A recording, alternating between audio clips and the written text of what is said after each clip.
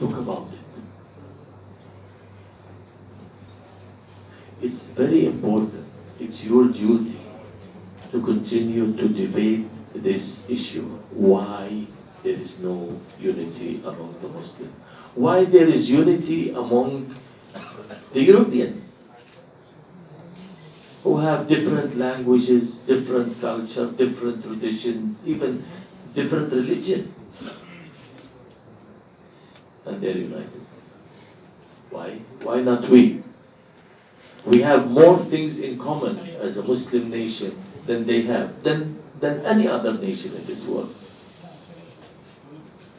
The structure is there for us, it's ready. We just need to build upon. But they built from scratch. We have to think about this. If we have this unity, automatically you don't have a Palestinian issue, you don't have a Palestinian problem, you don't have Palestinians dying every day. I'm sure when you see what's happening in Palestine, it pains you, it pains your heart, your family, your neighbors, you feel that you're less human than others.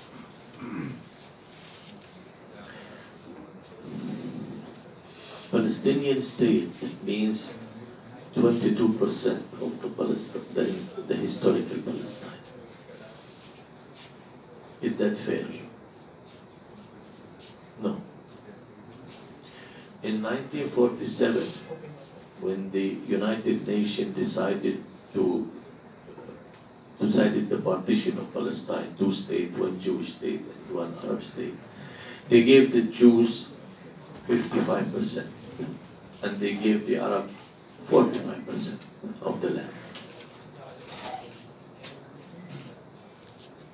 Israel in 1948 occupied 78% of the country and established Israel on 78% and left 22%, in which Israel again occupied in 1967, 19 years later.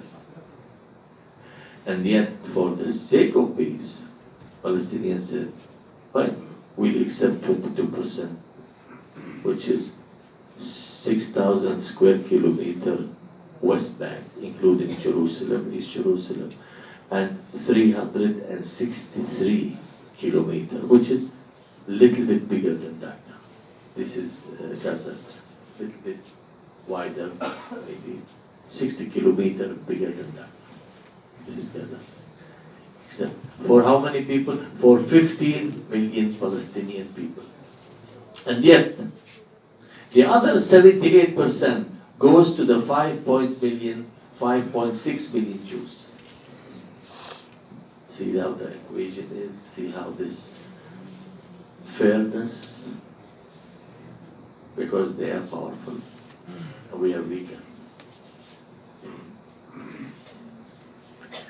Yet, from the 22%, now they control 42% of the West Bank.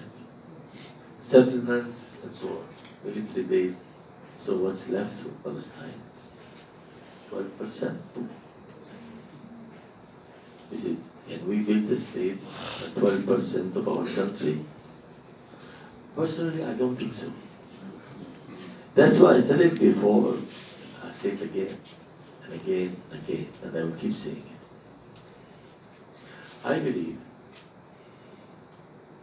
because Israel are not willing to give the 22% to the Palestinians, so the only other solution is one-state solution. One-state solution. Palestine, historical Palestine is 27,000 square kilometers. We have rivers, we have the Mediterranean Sea, we have the Dead Sea, we have good land. We can live all together. Isn't it the Western ideology, culture, talk about equality among nations, equality among religion, color, whatever, human rights and so on, okay, fine. We want to put that into effect, into action. Let us live. You, Jewish, we, the Muslim and the Christian, together in this land as an equal citizen in democratic rule. Majority runs minorities. Would you accept that? This is the question. I think if you ask this question to any of the Western world, they don't have answers. Oh, you can hear this thing, oh, but they don't have answers because they want. This is what you're saying. People doesn't decide you were born Bangladeshi, you was born Palestinian, you was born this, that. We're all born and we find ourselves. So we are equal. So why don't we live as equal citizens? One land. You said you were here, okay, fine. You are most welcome. We were also here. So we live together. We build together. Instead of paying tens of billions of dollars for securities and for military, we'll be spending those billions of dollars on infrastructure. We'll provide our people, our citizens, with prosperities. Why not? This is the question I put. Maybe this is not what, it was not admitted by our government. But I believe if this was proposed to our government, I don't think anyone will reject it. None.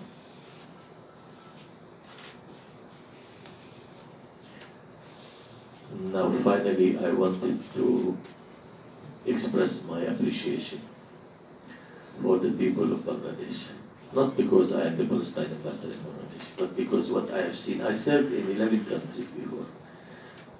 And Bangladesh, I think it will be the last or the one before the last before I retired. I have never felt home in my life like I felt in Bangladesh, because I had never been home actually. I lived all my life as a refugee, but I really felt I'm not a refugee in Bangladesh. I live between my brothers and sisters, my family, my home, and I'm really proud of that. And this is one of the reasons that I've been 9 years in your country. The support that we have received from the people of Bangladesh, the poor and the rich, all sorts of people in Bangladesh is tremendous, is amazing. It's something that we will record in our history. It will always be there. I go back a little bit to the ICJ. The ICJ is extremely important. The provision, the 6 provisions, is very, very important, and we should build on that. Yesterday, I think you read the papers and you've seen the news, 30 bodies were found in Palestine, in Gaza Strip, under rubble, with their, they folded their eyes and they tied their hands and they put them in bag. They died. They were taken hostages by the Israeli army, and that's the result. This all will go to the ICJ as a proof of that Israel did commit a genocide. But everybody knows that Israel did that. But because the ICJ is worried about the veto in the Security Council, they did not directly say it. Because they said it related to the Russian issue, Russian-Ukraine. And the Russians did not commit even 5% of what Israel did. So this is the most unfortunate. I'm going to leave it here, so I will give a chance for any question which comes in your head without any hesitation. Please go ahead. Thank you very much, and I appreciate all of you being here and showing interest in the cause of Palestine. Thank you very much. Thank you, Excellency, for giving the details. আপনারা যারা এসেছেন এখানে অনেকে দেখতে বাইরে আপনারা একটু একটা পাশেই করেন আমাদের এটা যারা আছেন এটা দিতে পারবেন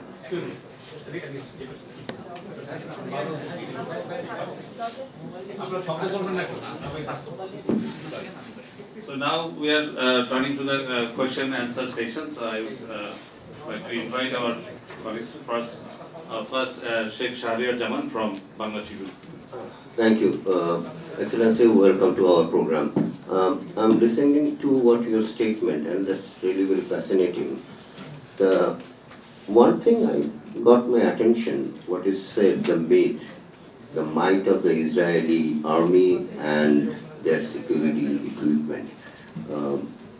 If I understand you correctly, you tried to say that Israeli army, there was a belief that Israeli army cannot be defeated, but which is the case.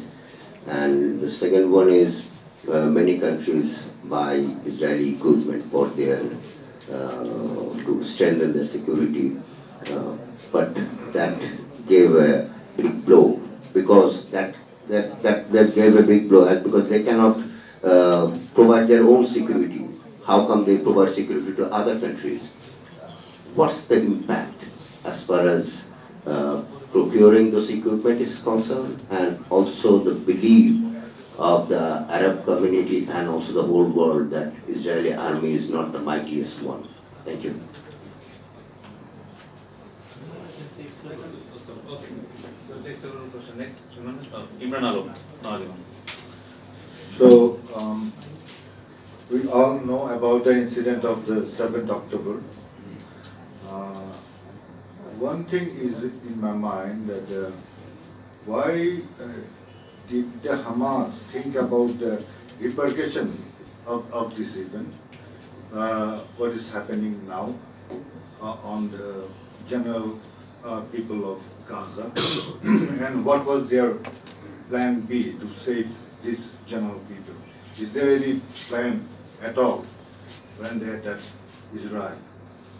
And the other thing is, how optimistic are you to about the implementation of the ICJ ruling, the interim ruling?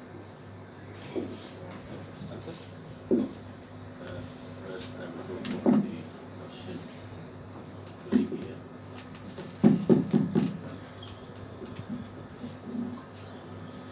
As I said before, we were taught since we are children, little children, through the media, because till the almost 2000, we didn't have an independent press really. It was all state, owned by states, most of the Arab countries. So whatever they want, they teach us, they inject into us. And one of it that Israel, this mighty power, cannot be defeated. This has made the soldier, the Arab soldier, before he goes into the battlefield, he knows the result, that he's going to be defeated. And that's what happened in 1967. Israel was able to capture from Jordan, West Bank, Gaza Strip from Egypt, Sinai Desert also, part of Lebanon and Golan Heights in 6 days. When you go to a battlefield, to any battlefield, and you already know in your heart, deeply in your heart, that you're going to be defeated, so you'll be fighting not to defeat your enemy, but to save your skin. And that's what exactly happened. But what happened on the 7th of October proved the opposite. In fact, this also happened in 2006, if you all remember the war in South Lebanon. Also that the Lebanese were able to liberate their country from the Israeli by using force, not negotiation. In negotiation, if you don't have power behind you, when you sit and negotiate, you cannot get what you want. You need to have power. Without it, you cannot. For the equipment, just mentioning the equipment, this idea, I think, is not only inflicted on us, it's also inflicted on the rest of the world. That Israel is the best in everything related to security and related to military. Is the best, is the top. I'm not saying this equipment are bad. I'm not saying that. But I'm saying that you can defeat this equipment. And that's what happened on the 7th. For my brother's question related to Hamas, please, you should understand all of you. I don't represent Hamas, I don't represent Fatah. This is important. I represent the PLO. PLO is the sole legitimate representative of the Palestinian people. So I do not represent any party in Palestine. This is not my job to do that. So I don't speak on their behalf. I speak on behalf of the Palestinian people, the PLO. How they plan, the contingency plan, plan B, I don't know that. I don't know. I have no idea, because I will be not frank with you if I claim that I know. I can assess. Maybe Hamas, the way they plan, and they plan well, actually, from the military point of view, they plan well. But did they take under consideration that it's going to be so much devastating? I don't know. I have no idea if they do. But what I believe in, as I can see today, that from the military point of view and security point of view, for themselves, they were well prepared. And to prove that, today, the same army who won 4 Arab countries in 6 days are not able to do anything in what? 4 months? That means the other side, the tiny part, you can imagine what does it mean, 260 kilometers? It's such a tiny place. And you control the air, you control the sea, and you control the land. And you have the most advanced weapon and technology and intelligence. And you have the support of UK, France, you have the support of the Pentagon, you have the support of the State Department, they have supported all the powerful people. I mean, all kinds of support. And yet, you're not able to achieve your goal. Neither to release your hostages, nor to destroy Hamas, or destroy the resistance. So that means they planned well. The issue here of the casualties, it's not Hamas who killed those people, it's Israel who's killing those people. What was your second? ICJ ruling. Yes, we are. I am optimistic because there's two sides of this one. We expected the ICJ to order Israel immediately for ceasefire. We did expect that. As a Palestinian, because we are the people who pay the blood. That's our children, our mothers, our cousins, and so on. So we expected the least they can do is order Israel to stop ceasefire. They didn't. Then we as a politician try to understand why they didn't. They couldn't. Not they didn't because they don't want, because they couldn't. Because Israel spent from 75 years enjoy the impunity, and suddenly you expect them to accept the ruling of the ICJ. There's no way. There's no chance. So for self-respect of the ICJ, what they did according to the 6th provision they provided, it's perfect, I think. And we can build on that. I think you have read it. You must have read all the 6 provisions. Israel was asked from the point that Israel must always protect the evidence which lead to genocide. That means when I ask you to protect the evidence, that means there is evidence. That means there is a genocide. So in all the 4 articles, the court said that Israel did commit the genocide, but said it indirectly, not directly. And there will be a ruling.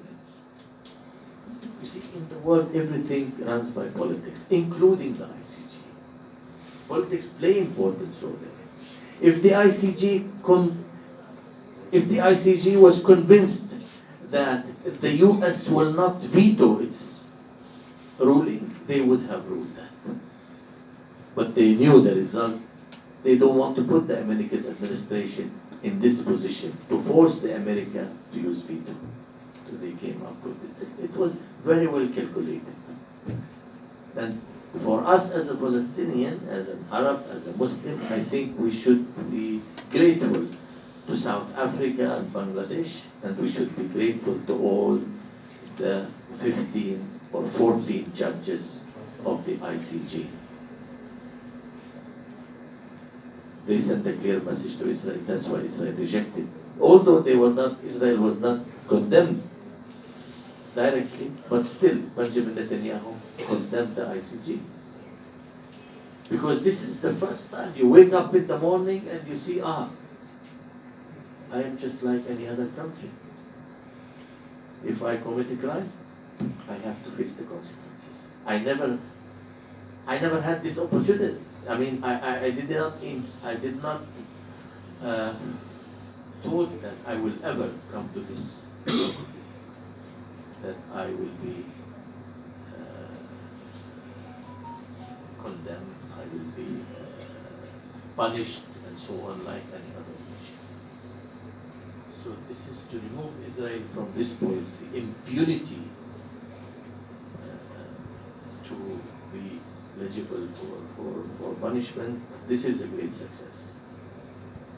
And this also shows that the Western world slowly, not trying to abandon Israel. They won't do that so soon. But it is the first step on the way. 14 judges saying no to Israel. That means this is kind of almost abandoning Israel from this point of view. Excellent. How are you?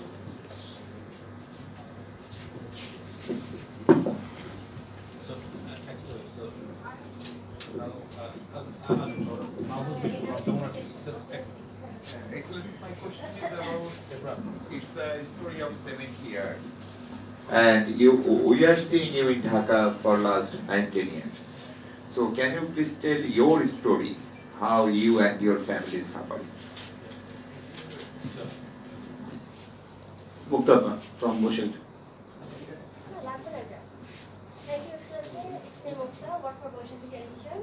We know the history of Gaza, we know the history of Palestine. It's a long history. Now we are seeing what is happening in Palestine. So how you are optimistic about the independence of Palestine? Thank you. Well, I wasn't born in 1948. I'm not so old. So I am from a city. My father is a city called Akka, and his father was the mayor of the city. And those times, mayor, they owned most of the land. This was the system. So it was rich. And then in 1941, my father joined the Religious Revolution to fight for the British and the Zionists. But since they did not have, just like today, actually what you see today happened exactly the same as it happened in 1940. The rest of the world were watching. But today we have social media. They can show you the massacres, they can show you the crime live. That time you will hear about it after it happened 1 or 2 months. Then it's gone, finished, disappeared. As my mother and my father told us the story that they left, the nearest city was Lebanon. The nearest country was Lebanon. It's about 40 kilometers from our territory. So they had to immigrate, they had to flee because the Zionist Haganah, they entered the city and they tried to kill men, only men, and take some children away. So in order to make the people flee, and they did, they succeed, and the people were moving. My father was still in the mountains and so on, and then my mother had to leave. She was pregnant with my sister at that time, and she had 3 daughters and 1 son at that time. They were 4, and she's pregnant on the 5th one. She has to bring them all and walk for 40 kilometers to Lebanon, and there they collected all the Palestinians, like they did in South Gaza now with tents and so on. And they, 2 weeks later or 1 week later, they told my mother that your husband died. He was killed in the war. So my mother cried and whatever. And then one night she woke up early morning to do the Fajr prayer, and my father was in front of her standing. So she fainted because she thought she's. Then they woke her up, and then she said, "It's me, I'm your husband." And she said, "I thought you were dead." Anyway, he told her the story how it happened. It's really unbelievable story. I feel shy to tell you the story because my father said, we liberated most of the villages, and we used to deliver this village to the Arab army who came to save us. And then we go to the next village, and the next village, and the next. We don't want them to fight, we don't want them to die. We fight, we die, but we want them to control it. And then when they came back to the first village, they found out that those people, the Arabs, they delivered those villages back to the Jewish. That's exactly what happened in 1948, maybe the first time I'm saying. I also take responsibility for it, but this is what my father told me. And my mother later on told me the same thing. So it was a big betrayal in 1948. That's the truth. The rest of the stories is not really important. We were kids, and we started when we were like 12, 13. After school, we used to go and learn how to shoot, use a gun, and so on and so on. Most of us did that. Some of us did join the military forces. Some of us went to different direction. I was in both military and this. Then I joined the foreign service, and I served in different countries. And this is Bangladesh. I served in many Muslim, Arabs, other countries. I served in China, in Afghanistan. I served in Sudan. I served in Lebanon. I served in Zimbabwe. I served in Yemen. I served in UAE, Korea, and Bangladesh. But really what I said about Bangladesh, it is really from the heart. If you open my heart and you check, you'll find it, it's there. That you people are amazing people. And I really doesn't want to leave this country, unless if I go straight back to Palestine. I really feel at home, and I feel safe, very safe. I never felt home. Because if you don't have a state, you don't have a country, you don't have a passport, you don't know how it feels. You won't know. I mean, having a homeland, I think is the most important thing in life. And I'm the only one who knows it because I don't have it. You won't know that. But your father might know it before 1971. Not you.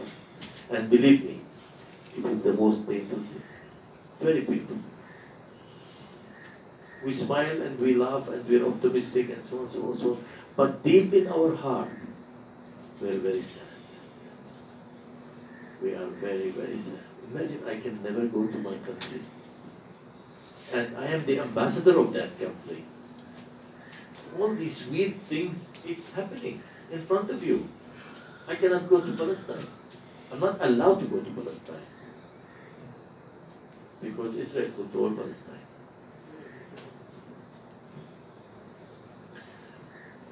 I wanted to hear one thing. I heard it several times in Bangladesh, and since I take this opportunity for our brothers of the press,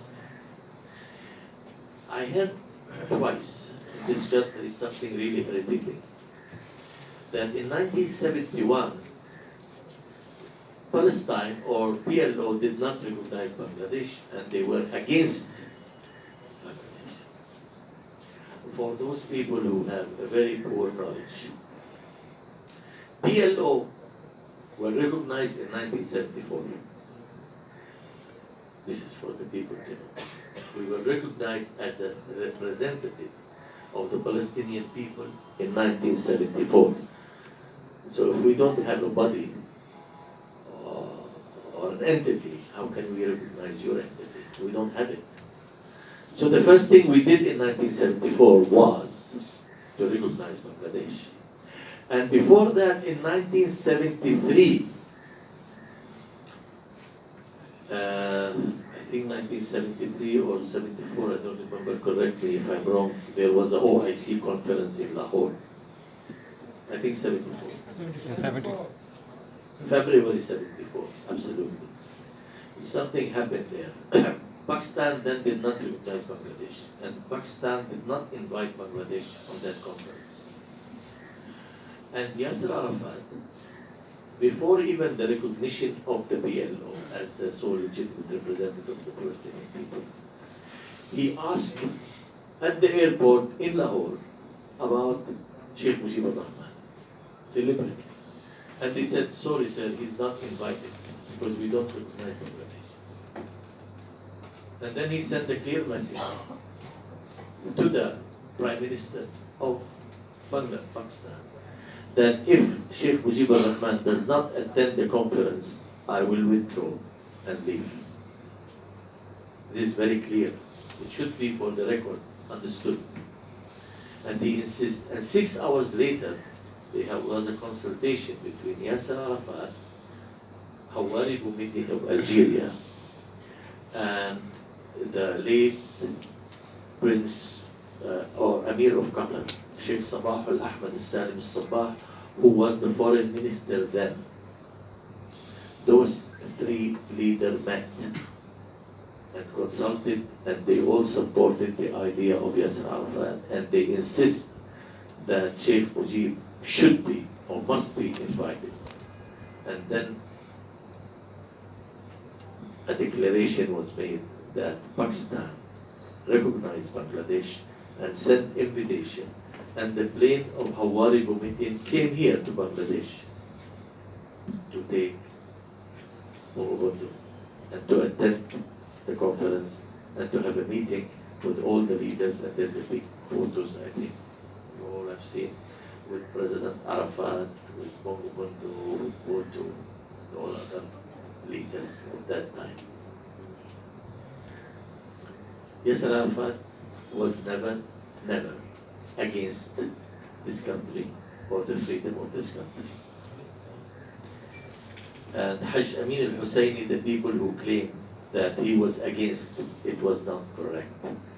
H.E.Mr. al-Husseini, the last 5 years of his life, he was suffering from a very terrible disease. So he was not, first of all, he had no position, not in the PLO, not in anywhere to speak.